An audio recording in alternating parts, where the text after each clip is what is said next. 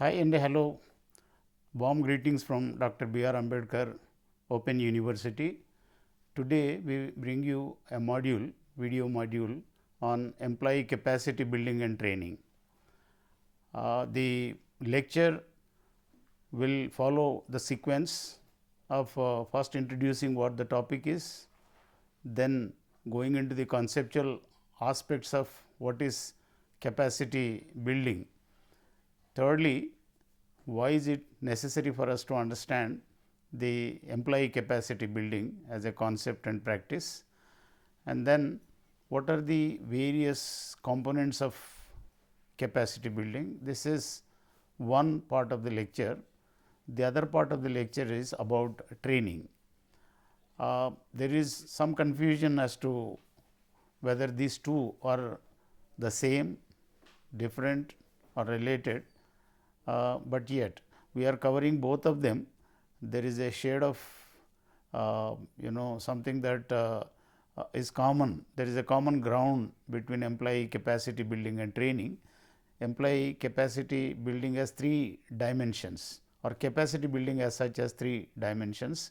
Capacity is built at the individual level, organizational level and societal level, but training is just one of them. So, to clarify this confusion or relationship between capacity building and training, training is more of individual capacity building, whereas capacity building has two other levels, namely organizational capacity building and societal capacity building.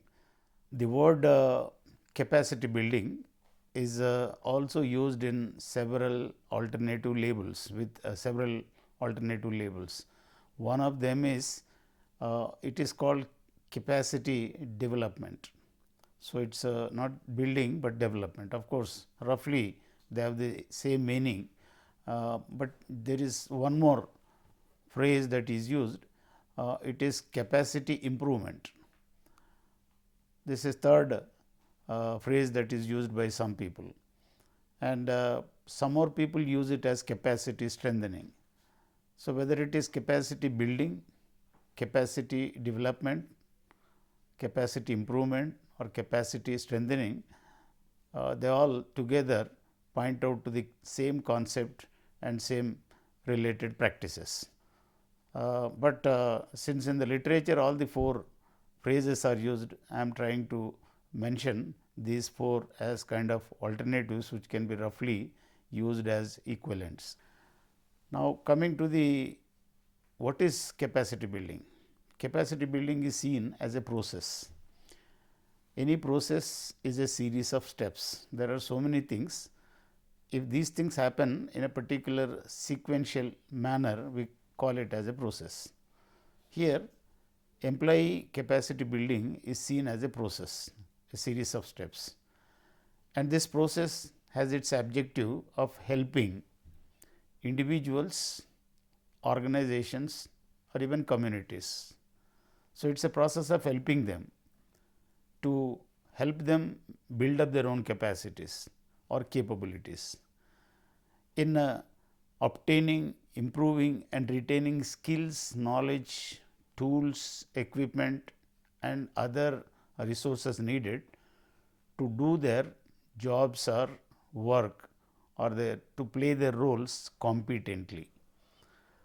Now, we have seen one aspect of this, as I mentioned, capacity building is a process. Second aspect of it is a process of helping individuals, organizations, communities or societies in what?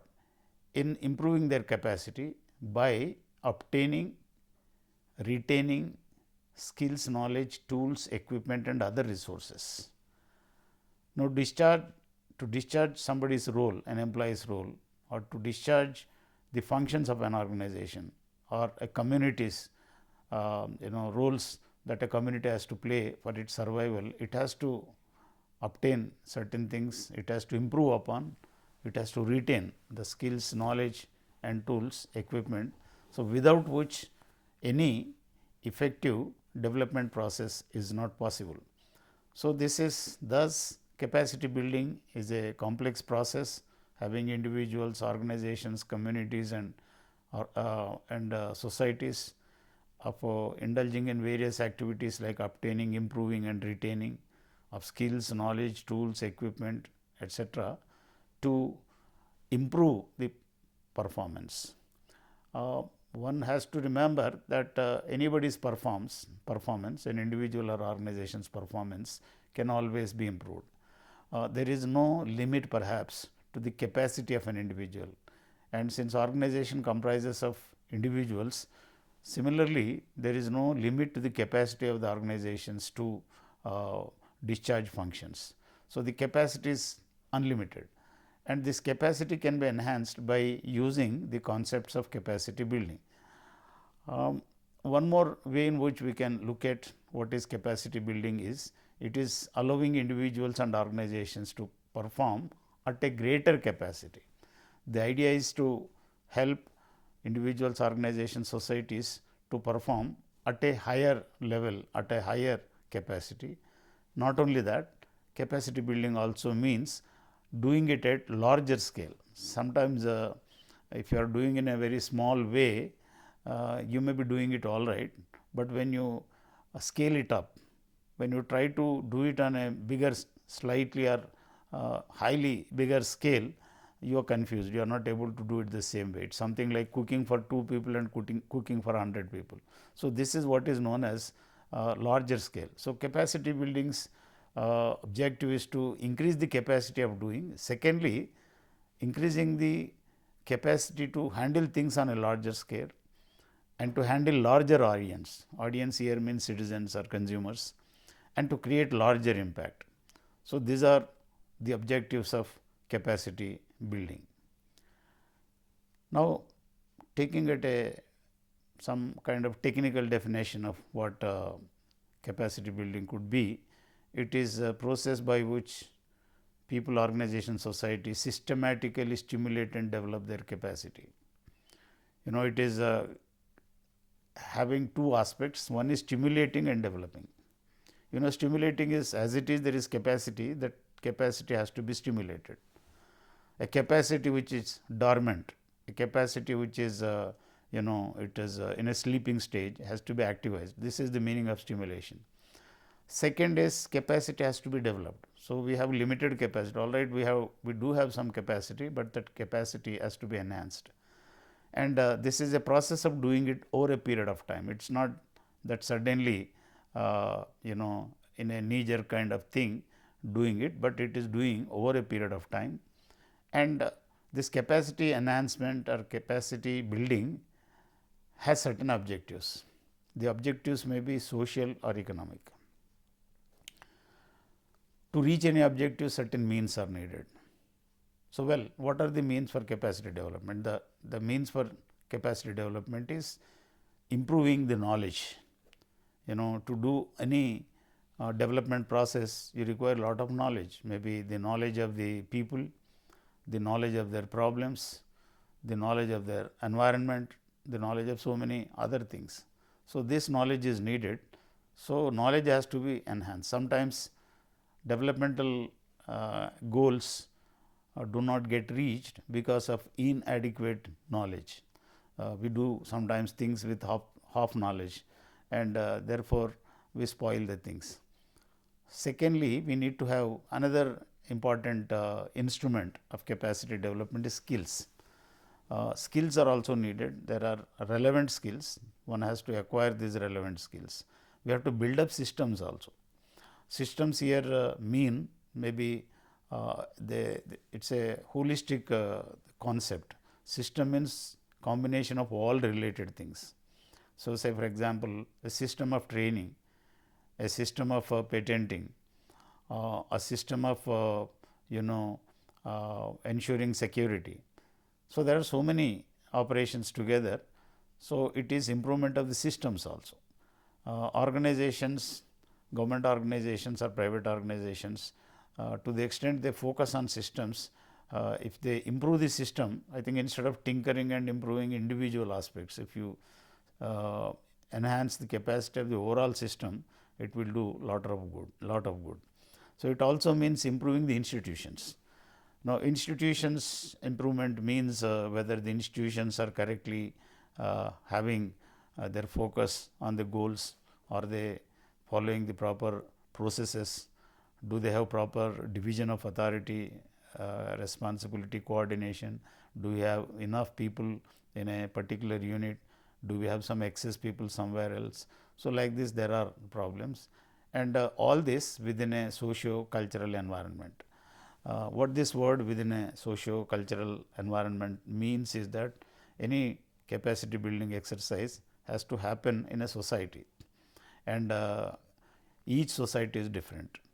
What you do for capacity development in India may be different, may not be the same, exactly same, if you try to do it in China or do it in Japan.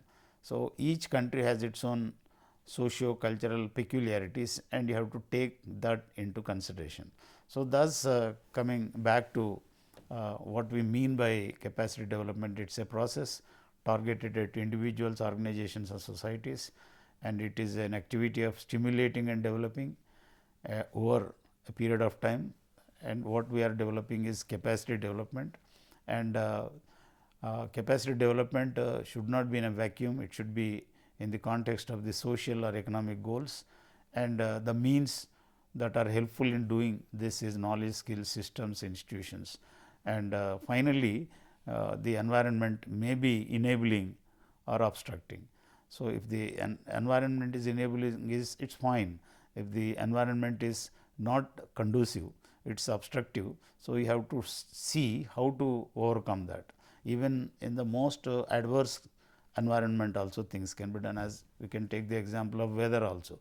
There are some people, the disaster relief organizations of the government work in very adverse climatic conditions, they are prepared for that. So, therefore, similarly you have to give the necessary training, equipment and skills, knowledge to overcome these environmental constraints also. This is such a complex process. For capacity building, there are certain aspects that need to be covered, or there are certain minimal things that are supposed to be there. The World Bank, United Nations Organization and the European Commission. So, these are the three primary lending or aid giving organizations, international organizations. They have been at the back of this concept of capacity development. They have promoted this, and they are the organizations which have worked upon what are the essential components of capacity building. According to them, the first important imperative for capacity building is clear policy framework. Organizations or institutions should have clarity about what is their policy.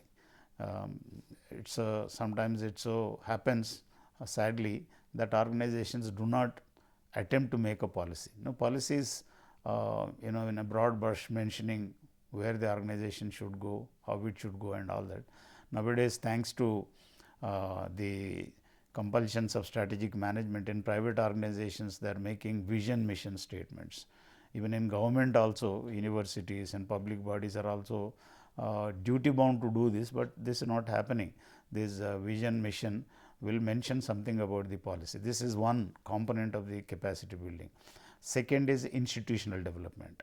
We have to develop the capacity of the institutions, the capacity of the institutions to understand the problems, the capacity of the institutions to help out the needy individuals, the capacity of the institution to respond to emergencies, the capacity of the institution to survive itself, stay in fit form and all that, all such things, to renew itself. So, this is the second aspect of community capacity building. Third component is legal framework. Now, government is always functioning in a legal environment, and the problem for the government organizations is that if the organization violates some law somewhere, maybe there may be some litigants who will file cases, or maybe some public spirited individuals do not want the law to be transgressed. They do not want the employees to overstep, and trample the freedoms and all that, anything can happen. So, therefore, capacity building's another component is what is the legal framework. The next important thing is citizen participation. It is said that the capacity building will improve. There will be true capacity building in a environment which is participative. Organization should be participative type. They should not work. They should not be shrouded in so much of secrecy. They should not be under the veil of secrecy. So, this is official matter, it cannot be shared with. So, this is not going to improve the capacity building. So, it is suggested that one component is participative citizens and citizen oversight also. What it means is that citizens should be vigilant. Citizens should not expect everything will be done by the government. They should also be alert. They should also see to it that what are their entitlements, what are the things that government has to do, and whether they are doing or not. There is a saying that eternal vigilance is the price of democracy. So, the citizen and oversight means that. And lastly, there is need for HR improvements or human resource management practices have to be improved. It is possible. I think HR some time ago, maybe some 50-40 years back, it was considered to be a staff agency. It was a staff function, they are treated as a staff function, which meant that in an organization, HR is secondary. The main thing is line departments. They are doing big things and HR is secondary and insignificant. But now that is gone. HR is now moving to boardroom in private organizations. HR experts are considered very, very, very vital, and there are many issues of HR type in organizations, and HR component is also important. HR can improve things through education and training. Education is broad knowledge, giving of knowledge in a broad area.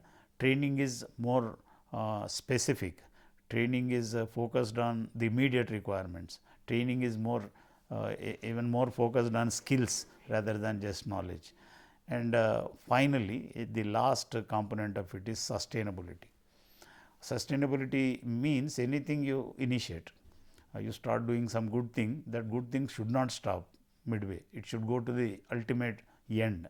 So, I think we are nowadays talking about sustainable development, sustainable environment. Now, there are very big questions raised about India is making rapid strides in its development. That is a wonderful thing happening, but to me all this development is coming to a naught because of our environmental unsustainability. Our air is not pure, water is not pure, and ambient air is unclean, and I think in every family the children are not as healthy as the old people. Everybody may have children. I am an old person, I have young children. It is very pathetic to see them. I think every week there is some problem or the other, which was not the case with us. But this is a big question. Capacity building, so one of the major components is sustainability. In fact, the capacity building as a concept was promoted by World Bank, UNO, European Commission, and it was eagerly accepted by the countries across the world because of two things. The World Bank, UNO, European Commission, they were interested in enhancing capacity building because they are funding, they are giving some money, and they want to ensure that these things are well spent and results really come. That is one. And these are also donor agencies, not only donor agencies, they are lending agencies also. They are giving money to the poor third world countries. So, they want to get back the money. Any lender wants to get his money back. To get the money back, there should be capacity. Otherwise, if you give money to disabled people or people who are unable to make proper use of it, there is no guarantee that you will get back your money. So, this is one, and also sustainability. These are the larger concerns. Now, as I mentioned, the employee capacity building is necessary for sustainable development, and it is also necessary in view of the rapid obsolescence of technology. Let me just explain what these terms mean. Obsolescence means becoming redundant. useless, time borrowed. Say for example, the old type of mobile phones are no longer needed. The telephone, typewriters are nobody is using typewriters. It has almost become a museum piece. So, capacity development is needed because of emerging new technologies. I think these days there may be some old employees who are still not computer savvy. They are of course compelled, but if there are people surviving without learning. I think this learning has to be promoted.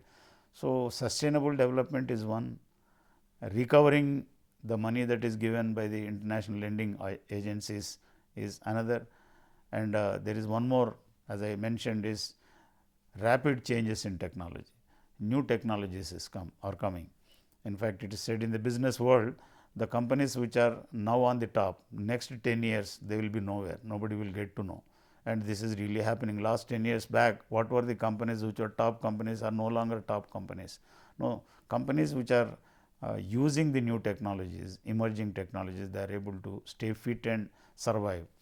Uh, Capacity building is needed not only by the government organizations. We are students of public administration, but this is also considered very useful in private organizations also. In fact, private organizations are doing more than government organizations in this. And we do not only have the public and private sector, we have a third sector also, which is known as NGO sector, non-governmental organizations, which are neither public nor private. So, capacity development, capacity building is important.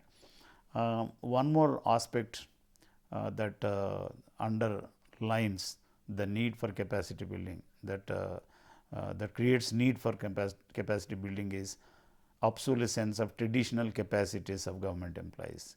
Now, the old fashioned skills or behavioral traits of employees are no longer in demand now. People may the younger generation is fast, they want quick results, they want quick replies, they want to have things very fast. They do not have patience to wait for. I think we are observing our children are also growing up in our families. So, they are impatient, they want to catch up with so many things. In fact, they are able to do it, but the old fashioned people may not have it. I think they may have one important trait of old people is the old people are more input oriented, that they want to be on time, they want to do everything. So, they think that automatically the results will come, but which is not the case. In one more lecture we have seen that there is deliverable qualities. What are very important is obtaining the results. The younger generation is more focused on results, the older generation is more focused on processes. How to do it is a matter of great concern for them than what you are doing, how much you are getting.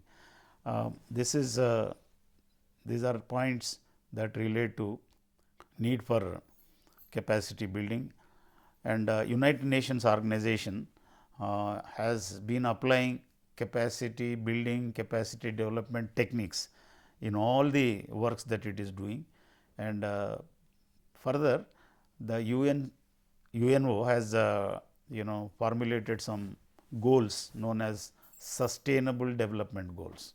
So, goal number 1, 2, 3 like that, they have mentioned certain goals, what should happen in the world to sustain. I think everywhere the environmentalists are seeing that a time will come if we go at this pace of development, over exploiting our water resources, land resources, minerals and all that, the whole globe will burn down, and human being survival will become very difficult. Therefore, the UN, an international body, is also promoting this, and in every conceivable sustainable development goal, the UN system emphasizes that capacity building should happen. And there is particularly sustainable development goal number 17 very specifically categorically mentions that sustainable development calls for enhanced capacity building in the third world countries, and it also advocates good governance as an important practice for this. Now, we come to certain problems in capacity building. As I mentioned, the capacity building concepts are basically Western concepts. worked out by World Bank, international lending agencies. Therefore, some cultural bias of the Western countries. I think what is workable in Western countries they have worked out, and the models are heavily influenced by Western thinking, which may not be useful for Oriental countries like India. And second is the lack of qualified people or coaches, facilitators to promote this, to give this training. And generally, although UNO is crying that this is a very important thing for third world countries. Third world countries have so many problems, and this is something about which people may not really bother. Capacity building is given less importance, and there is one more aspect, that there is a kind of donor recipient relationship that is important here. That relationship is unequal relationship. The donors are insisting on something, and the third world countries have some suspicion that the World Bank or international lending agencies want to interfere and politically handle the third world countries. They want to keep third world countries under there. This suspicion is also there. Now we move on to the last aspect of the employee capacity building, that is training. In fact, I said training is also capacity building at the individual level. Therefore, it is closely related to capacity building. And what is training? Training is a process of increasing. It's again a process. Training is not that you just call for one session and everything is over. It's a process, long term process of which is focused on knowledge. For giving training, you have to give relevant knowledge, but sometimes we give irrelevant knowledge. That's one problem. Second, giving knowledge is taking more of space in training programs in India, but actually what is more needed is skills, attitudes. Proper attitudes are more important for government success rather than just knowledge. So, knowledge, there is so much of knowledge. With Google, you get everything at your fingertips, but skills are very rare. There is no focus on that. And attitude development. Now, this training is also known as HRD. This is the modern name used, and in fact, in India we have also for some time labeled the Ministry of Education as HRD. Now, the present government has again changed it to Ministry of Education. HRD also means training. Now, we have different types of training at different stages. Pre-entry, post-entry is one. Induction training, right at the time when an employee is put into the organization. Refresher training is one, and training is of two basic types depending on whether it is on the job or off the job. So, you can give the training, you appoint a person and you put him on the seat, he will learn while doing. So, on the job training is learning while doing with somebody, some senior mentoring and all that doing this. There are different kinds of training like apprenticeship training, sensitivity training, coaching, mentoring, about which you get to know the details from your text material. Let me just conclude this discussion by making one or two points. Employee capacity building is very important for the development of third world countries, because the technology is changing, environment is changing, and the employees are becoming obsolete because of lack of updating themselves, and therefore, this is this stress, and it has some international influences on this. In India, basically we all think that there is a heavy informal sector in India. Its influence is also there.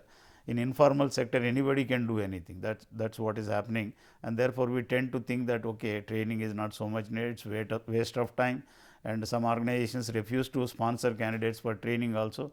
So, training's importance is not really realized in India, and more importantly, one last point is that behavioral changes are very important. Employees' behavior has to change, attitude has to change, and the government is not paying much attention, but whatever little attention is paying, it has to put more focus on the behavioral changing. So, with these points, let me conclude, wrap up today's lecture.